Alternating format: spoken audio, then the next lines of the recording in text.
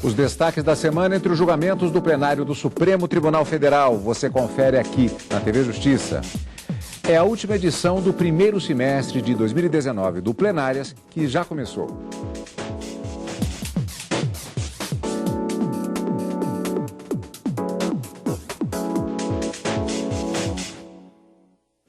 Hoje com os principais momentos das sessões dos dias 26 e 27 de junho de 2019. Karina, marcando o encerramento dos trabalhos do primeiro semestre de 2019 no plenário do Supremo Tribunal Federal e com uma maratona de julgamentos na medida que tivemos mais uma sessão extraordinária na manhã da quarta-feira, com julgamento que prosseguiu na tarde da quarta e ainda a sessão da quinta-feira. Vários julgamentos aconteceram.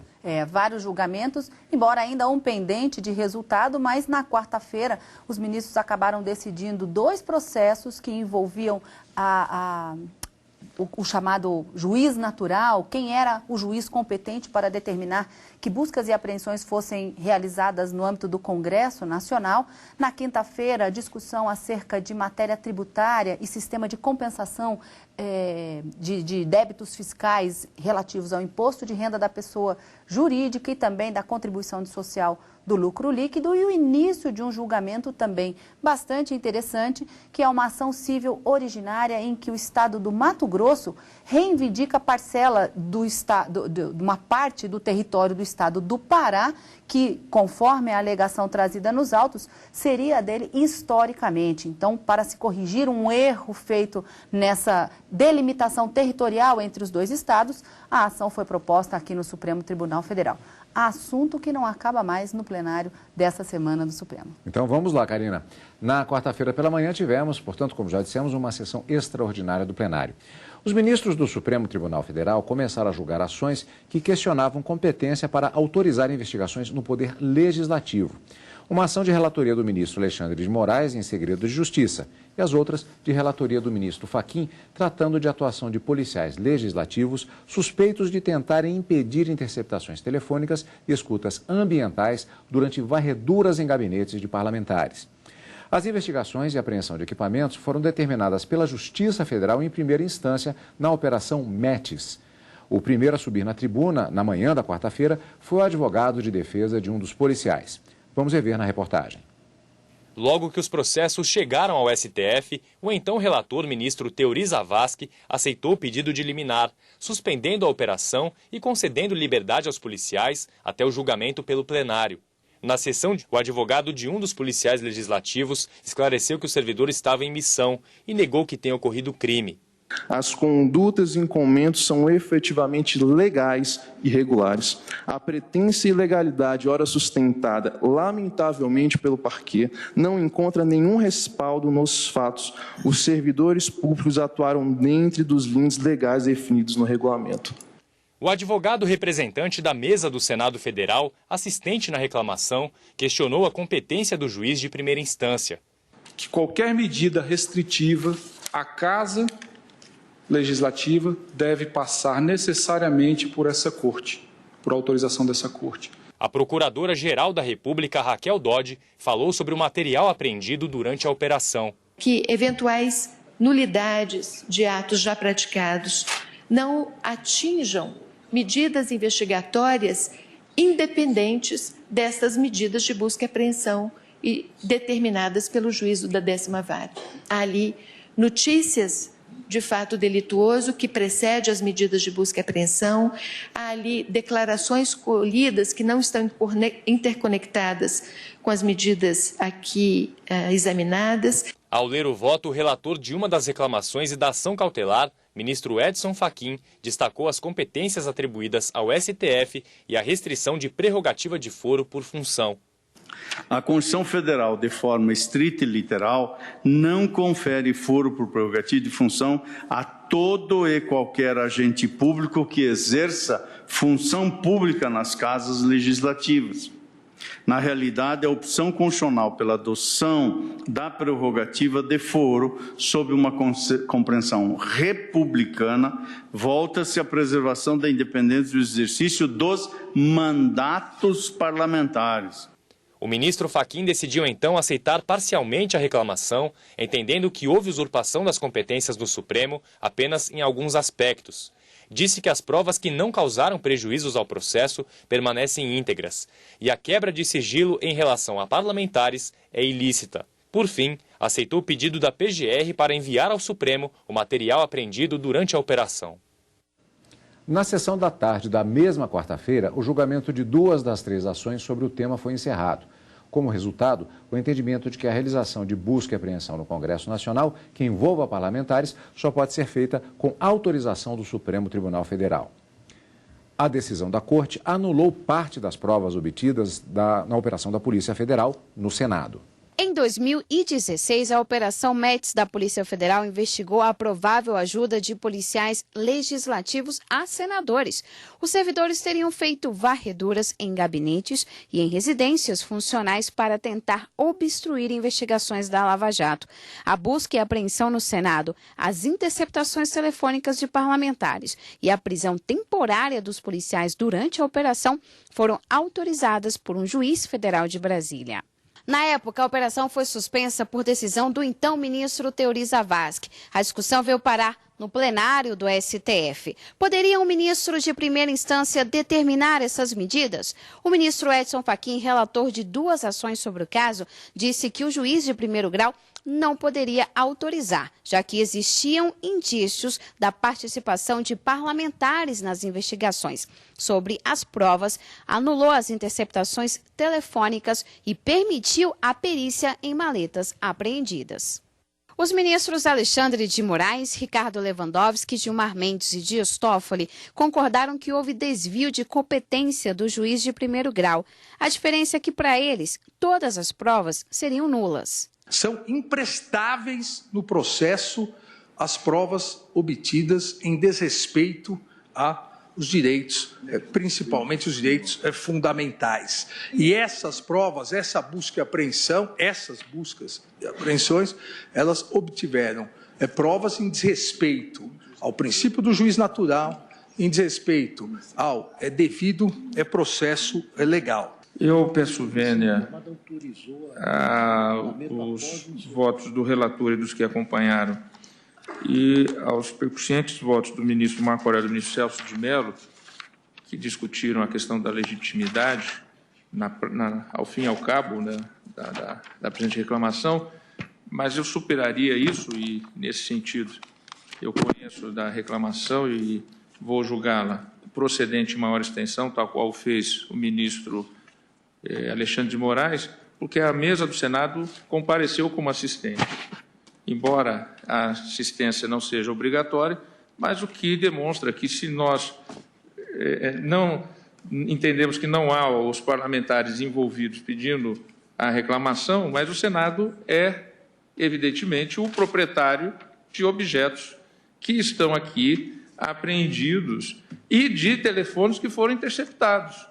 Por outro lado, os ministros Marco Aurélio e Celso de Mello consideraram que não ficou comprovada a participação de autoridades com foro privilegiado e, portanto, a decisão poderia sim ter partido do juiz federal. Até aqui não surgiu sinalização minimamente concreta, a não ser que se potencialize a capacidade intuitiva, minimamente concreta de envolvimento de parlamentar de ditar a vinda desse procedimento para o Supremo e, na cautelar, concluo pela extinção respectiva ou, não, concluo pela baixa. Não existem em nosso país e não devem existir em nosso país santuários de proteção a delinquentes comuns. Os poderes da República não são imunes, muito menos indevassáveis à atividade investigatória do Estado e à obtenção de elementos probatórios destinados a demonstrar, a evidenciar a prática e a autoria ou participação de alguém no cometimento de delitos. Mas a maioria decidiu seguir o relator, ministro Edson Fachin. Há indícios de que a atuação da Polícia Legislativa do Senado tenha se dado por determinação ou, pelo menos, por requerimento de senador da República. Portanto, foram atos praticados, aparentemente, por determinação ou por delegação ou por ordem de alguém que tinha este poder. Karina, 3 termos jurídicos: prerrogativa de foro, juiz natural e cláusula de reserva de jurisdição. Esses 3 elementos, eles prevaleceram na discussão e na decisão consequentemente tomada. Vamos tentar entender como é que esse processo se deu e o que é que estava sendo discutido no plenário de uma forma mais, vamos dizer assim, palatável. Um dos casos tratava-se de uma reclamação. Reclamação é um tipo de ação constitucional em que se pode trazer até o Supremo Tribunal Federal a informação de que a competência da Suprema Corte, fixada de acordo com a Constituição Federal, está sendo violada, usurpada por um outro juiz, por um outro órgão do Poder Judiciário. Aqui o argumento é que a decisão que foi dada pelo juiz da Vara Federal de Brasília, determinando a interceptação telefônica no âmbito do Congresso Nacional, não poderia partir desse juiz, ou seja, esse juiz não seria competente para dar essa ordem. Não seria, portanto, o juiz natural para estabelecer essa ordem se, por acaso, estivessem envolvidos, nesse caso, pessoas com prerrogativa de foro em razão da função. O que isso significa? Os senadores da República, quando supostamente são acusados de ter cometido algum crime, eles devem ser processados e julgados perante o Supremo Tribunal Federal. Quem diz isso é a Constituição. Então, o Supremo é o juiz natural para processar e julgar senadores da República, deputados federais e outras autoridades elencadas na Constituição em caso de suposto cometimento de algum crime, em caso de denúncia. Nessa situação, o que é que o policial alega nessa reclamação? Olha, Supremo, o juiz da Vara de Brasília determinou a interceptação de telefones no gabinete de senadores, mas essas provas somente poderiam ser autorizadas, já que a interceptação telefônica está sujeita à cláusula de reserva de jurisdição, ou seja, somente um juiz competente e o juiz natural da ação pode determinar que ela aconteça, senão viraria um grampo telefônico, algo clandestino, algo ilícito. Né? Então, a interceptação tem que ter autorização, mas tem que ter autorização do juiz natural. Então, o juiz lá da Vara Federal não poderia ter determinado essa interceptação, já que estaria envolvido, no caso, senadores da República, com prerrogativa de foro, juiz natural seria o Supremo.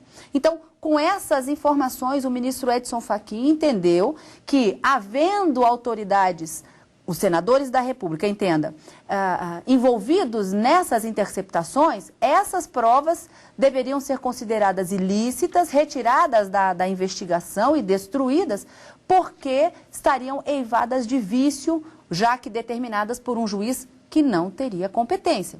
Mas o ministro Edson Fachin fez prevalecer as outras provas que foram obtidas com relação às pessoas que não tinham prerrogativa de foro. Ou seja, o que era da competência do Supremo para que a prova pudesse acontecer, a autorização do Supremo pudesse acontecer, fica caracterizada a sua nulidade em razão da ilicitude. Mas em relação às outras provas obtidas, em que o Supremo não seria o órgão competente, o juiz natural para a determinação, ficariam prevalecentes.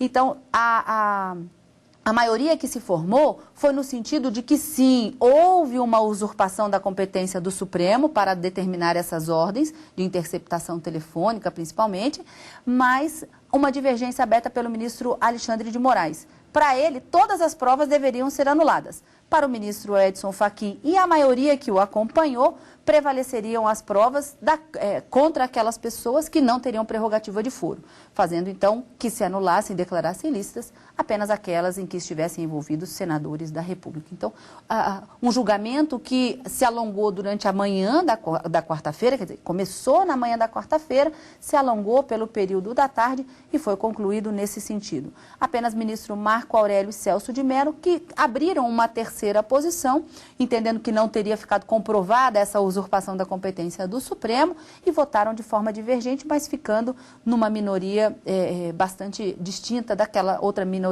que se formou com o voto do ministro Alexandre de Moraes. Prevaleceu, então, o voto do relator, ministro Edson Fachin. Karina, na sessão plenária da quarta-feira, houve outro julgamento ainda na tarde do mesmo dia. E é o que nós vamos ver daqui a pouquinho, logo depois do intervalo. E ainda nessa edição também, a sessão plenária da quinta-feira, marcando o encerramento dos trabalhos do primeiro semestre de 2019 no plenário do Supremo Tribunal Federal. Daqui a pouco.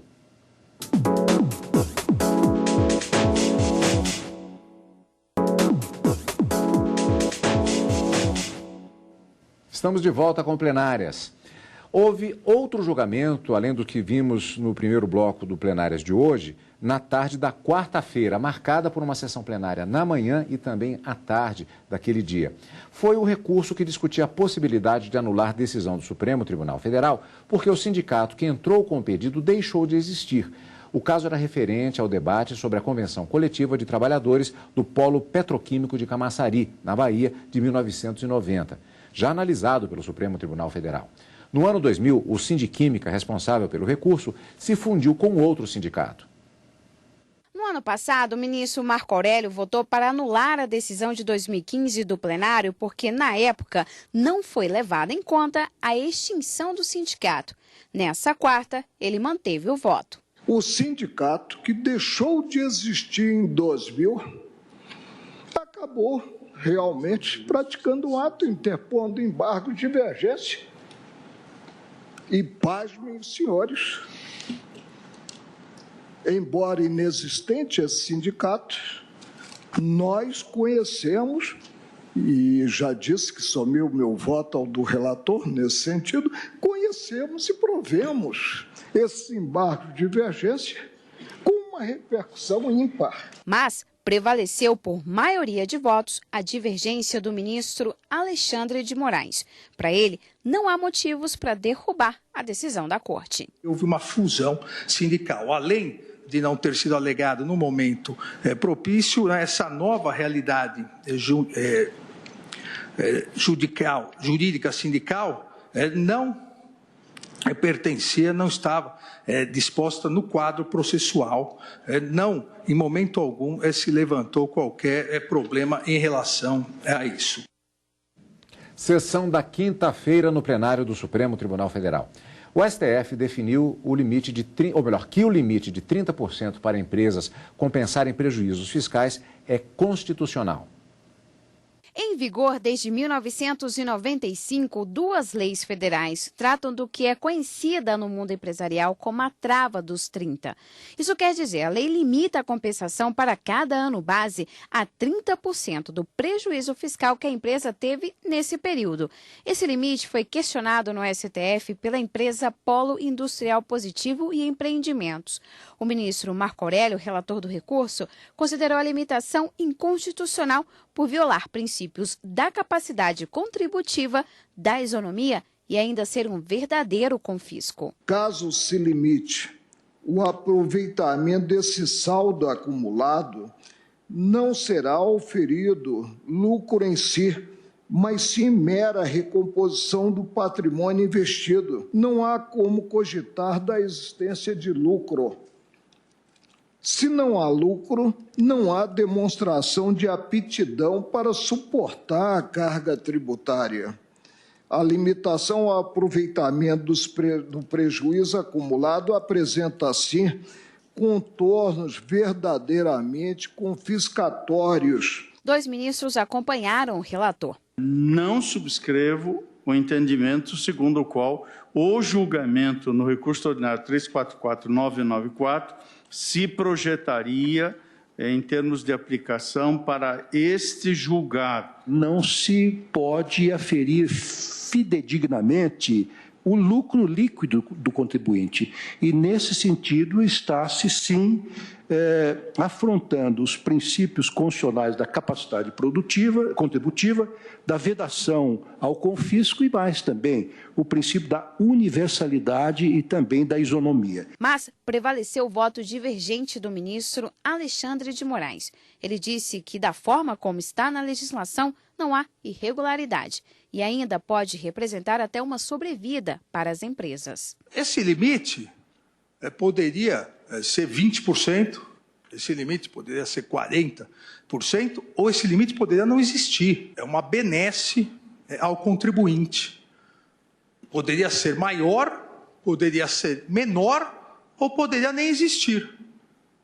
Mas, da forma que existe os 30%, não fere, ao meu ver, nenhum dos princípios constitucionais do sistema tributário nacional. Não acho, sinceramente, que se esteja violando um direito fundamental do contribuinte aqui, que me anime a sobrepor a minha própria valoração à que foi feita pelo legislador ordinário. Eu não vejo algum elemento novo, a não ser a alteração da composição do plenário, que me leve a votar no sentido de que se altere essa orientação que está vigorando há mais de 10 anos. O Estado tributa para arrecadar e satisfazer as necessidades coletivas. Então, o Estado tem que ter fluxo de caixa. Eventual violação surgiria, isso aqui é importante, se o exercício desse direito fosse condicionado de modo a tornar sua fruição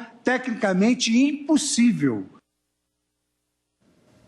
Karina, neste caso, os ministros mantiveram a jurisprudência estabelecida pelo Supremo Tribunal. E o ministro Marco Aurélio, como ele sempre diz, agindo com a coerência de sempre, ele votou no mesmo sentido que ele havia votado quando o relator de um outro caso, que os ministros acabaram trazendo a julgamento, em que foi confirmada a constitucionalidade dessa chamada trava dos 30%. A ministra Rosa, inclusive, como vimos na reportagem, ela diz: não vejo motivos para alterar essa orientação jurisprudencial, a não ser pela alteração dos componentes da casa, porque para ela também haveria uma constitucionalidade nessa limitação ou nessa concessão desse benefício fiscal que, de acordo com o ministro Alexandre de Moraes, que abriu a divergência e acabou levando consigo a maioria formada, trataria-se de uma discricionariedade do Congresso Nacional, uma benesse para auxiliar ainda mais o empreendedorismo, manter a empregabilidade, de uma certa forma, e a renda, principalmente em momentos de crise. Segundo o ministro Alexandre de Moraes, essa situação de compensação de prejuízos, ela existe desde 1947. E, nesse sentido, os ministros entenderam por manter a orientação jurisprudencial que vem sendo aplicada desde 2009, quando essa questão foi trazida a plenário e foi confirmada a sua constitucionalidade. Naquela época, o ministro Marco Aurélio era relator do caso e votou no mesmo sentido que votou dessa vez, pela inconstitucionalidade da matéria. Então, mantendo a sua coerência acerca do seu convencimento. Mas o ministro Marco Aurélio acabou ficando vencido, junto com o ministro Edson Fachin e o ministro Ricardo Lewandowski. Para eles, os princípios da isonomia, o princípio da capacidade contributiva, que são princípios fundamentais previstos na Constituição, estariam sendo violados da forma como estabelecida essa trava dos 30%.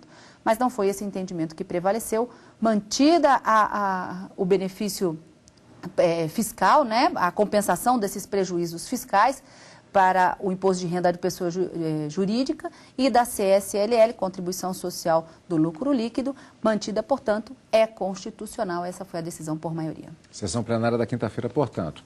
E o plenário do Supremo Tribunal Federal, também marcando o encerramento, o último julgamento do primeiro semestre de 2019, foi iniciado o julgamento de processos que questionam limites territoriais dos estados do Mato Grosso e do Pará. Uma ação civil originária e 2 agravos apresentados nesta ação. 2 delas foram apresentadas pelo estado do Mato Grosso contra o Pará, pedindo uma revisão do limite territorial acordado entre os 2 estados em 1900. A disputa envolve mais de 2 milhões de hectares, que atualmente pertencem ao Pará. Mas, segundo o estado do Mato Grosso, a área não corresponde ao que foi definido na lei. Na época, ficou acordado que o marco geográfico entre os 2 estados ficaria no Salto das 7 Quedas, localizado à margem do rio Araguaia, na divisa entre os 2 estados. Mas, 22 anos depois, o IBGE teria se equivocado quando traçou numa coleção de mapas outro marco, a Cachoeira das 7 Quedas e não o Salto das 7 Quedas, violando a lei. Em 2010, o Supremo Tribunal Federal determinou que o Serviço Geográfico do Exército fizesse uma perícia. O estado do Mato Grosso pede a impugnação desse procedimento, porque, segundo a defesa, os peritos se basearam em mapas antigos. Já o estado do Pará pede para que as ações sejam julgadas improcedentes e a demarcação fique como está. O relator das ações no Supremo é o ministro Marco Aurélio. Nesta quinta-feira foi apregoada a ação civil originária, lido o relatório e foram apresentadas as sustentações orais.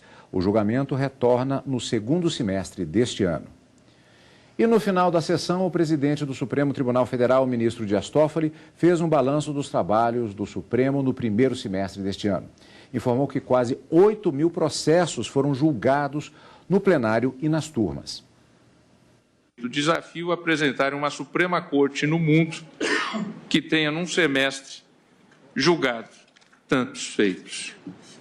Ministro Marco Aurélio, tivemos um total de 63 sessões plenárias, sendo 2 sessões solenes, 40 presenciais e 21 virtuais, com 1.615 processos julgados neste plenário.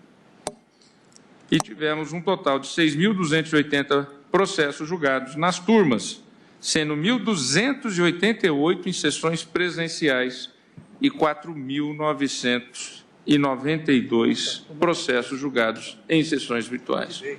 Um semestre altamente produtivo, profícuo e com temas que todos nós sabemos e rememoramos altamente relevantes, doutora Raquel Dodge, senhores advogados, para a nação brasileira.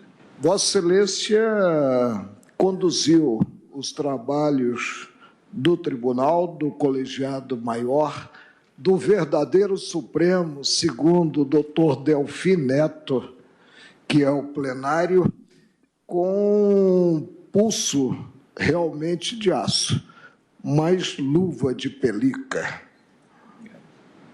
Por isso, o cumprimento e retribuo os votos endereçados a todos nós. Sabemos todos que há um grande acervo de processos, que cada ministro e esta Corte tem se desincumbido deste acervo na maior celeridade possível.